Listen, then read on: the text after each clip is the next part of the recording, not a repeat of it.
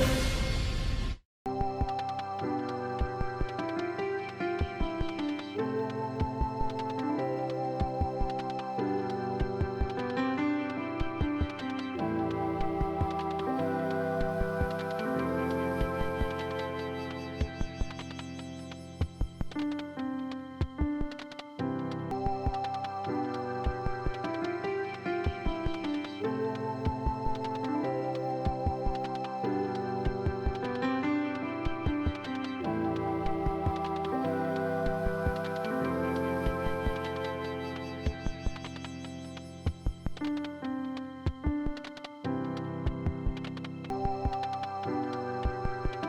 अकेला प्रोजेक्ट है उस बारे में बताइए कि जब ये प्रोजेक्ट आया सॉन्ग्स आपके पास आया तो क्या कुछ हुआ डिसीजन पूरा बताइए। ओके, ये जो सॉन्ग है ये एक ब्रेकअप सॉन्ग है। अब यहाँ पे इस तरह से है कि छोटे जो बच्चे रहते हैं जो कॉलेज गोइंग होते हैं उनको प्यार हो जाता है कॉलेज गोइंग लाइफ में, और उसमें काफ़ी लोग ऐसे होते हैं कि वो उसकी वजह से उनके एग्ज़ाम्स खराब जाते हैं, फिर सुसाइड होते हैं, बहुत सारी उसमें मतलब ये एक जो होता है वो प्यार करने का नहीं होता है बट स्टिल हो जाता है। तब हमारा जो हीरो है हमने इस तरह से दिखाया कि वो भी इस सिचुएशन में गया, उसने स्मोकिंग स्टार्टेड की, मतलब वो जिस तरह से उसमें जा रहा था वहाँ से उसने खुद को संभाला and he get out of all this thing और उसने नई शुरुआत की। ये हमने उसमें दिखाया है और ये हर एक जनरेशन के बच्चों को हम यही दिखाएंगे कि life doesn't and with one breakup. जैसे कि आमिर खान बोलता है कि बस ट्रेन और लड़की, उसी तरह से हम भी बोलते हैं कि एक ब्रेकअप के बाद रुको मत, अपनी लाइफ आगे शुरुआत करो। Life is much more beautiful and much more something than this love.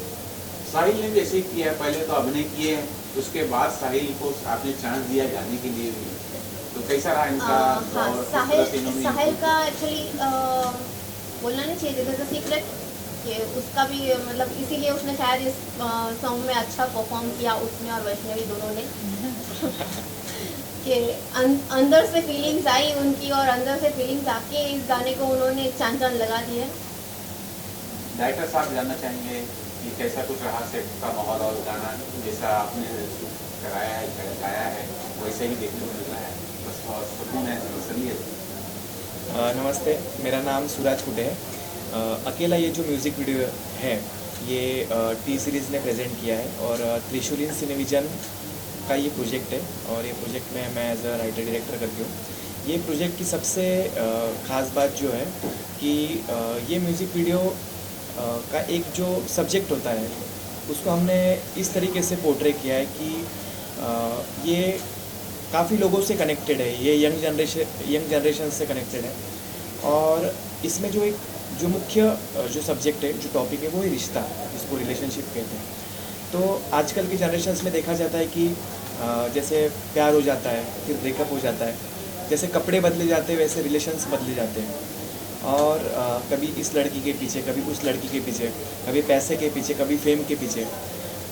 रिश्ता जो है वो मतलब के लिए बनता है, रिश्ता जो है वो ज़रूरत के लिए बनता है, और ये जो चीज़ें होती है इसका जो नतीजा होता है कभी कभी तो वो इस तरह से हो जाता है कि डिप्रेशंस में जाते हैं ब्रेकअप के बाद। यंग जनरेशन में जो टीनेजर्स होते हैं वो काफ़ी सारे उनको साइकोलॉजिकल प्रॉब्लम्स होते हैं, डिसऑर्डर्स होती है, इंसोम्निया होती है, पीयर प्रेशर्स में जाते हैं, उसके बाद में एनेक्सिटी होती है। तो ये सारी चीज़ों से, ये दौर से गुजरते वक्त जो तकलीफ़ें होती है, एट द लास्ट कभी कभी ऐसा भी होता है कि सुसाइड करने की नौबत आ जाती है। और जब मतलब बोलते हैं ना कि यार आजकल की यार मेरा ब्रेकअप हो गया, मैं नहीं रहना चाहता अभी, मैं दुनिया छोड़ के चला जाता हूँ अभी, या चली जाती हूँ मैं, तो ऐसी सिचुएशंस आती है। ये नादानगी होती है, समझ में नहीं आता है, लेकिन इमोशनल अत्याचार होके बहुत कुछ हो जाता है। तो मैं ये कहना चाहूँगा सभी से मेरा कि ज़िंदगी यहीं पे ख़त्म नहीं होती है दोस्तों। ये जो चीज़ है यहाँ पे लाइफ का एंड नहीं है। देखो, ईश्वर ने तुम्हें जन्म दिया है तो खुशी से रहने के लिए है। दुख में या गम में पड़े रहने से कुछ होने वाला नहीं है। ज़िंदगी बर्बाद करना ये गलत बात है।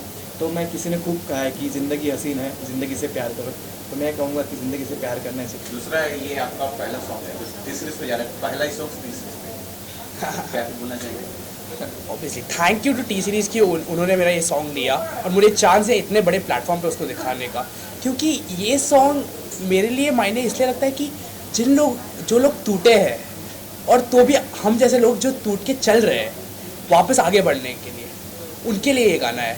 और टी सीरीज़ से और कोई बेहतर प्लेटफॉर्म है नहीं ये सब दिखाने के लिए, शेयर करने के लिए, सबसे ज़्यादा लोगों को दिखाने के लिए। तो that's why I am very happy. Vaishnav ji, क्या कुछ बोलना चाहेंगे? सो ये जो एंटायर एक्सपीरियंस था, एक वर्ड में बोलूँ तो होलसम था, बिकॉज इसमें सारे ही इमोशंस एक्सप्रेस थे।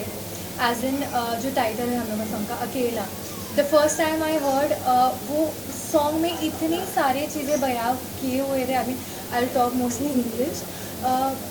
That song expressed almost everything that I could feel at that point, because जैसे ही अभी शुरुआत हो रही थी, the way the song was entirely directed, जैसे अभी सूरज उन्होंने भी एक्सप्लेन किया कि there were two phases, one was the happy moments, the flashbacks, and the other was the reality.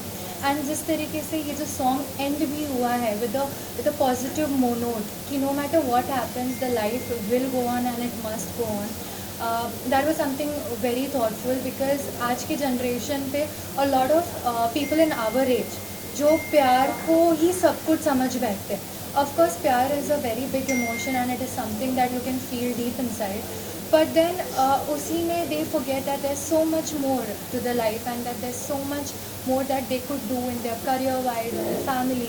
So ये जो entire song curate किया गया था in a way where कि this is something which is a part and parcel of your life, ये आना ही है, तुम्हारे साथ कभी ना कभी heartbreak हो या ये सब चीज़ें होती है, but how you get out of it, how you move ahead out of it, how even though the heart is so heavy, you still know that there's a long way to go.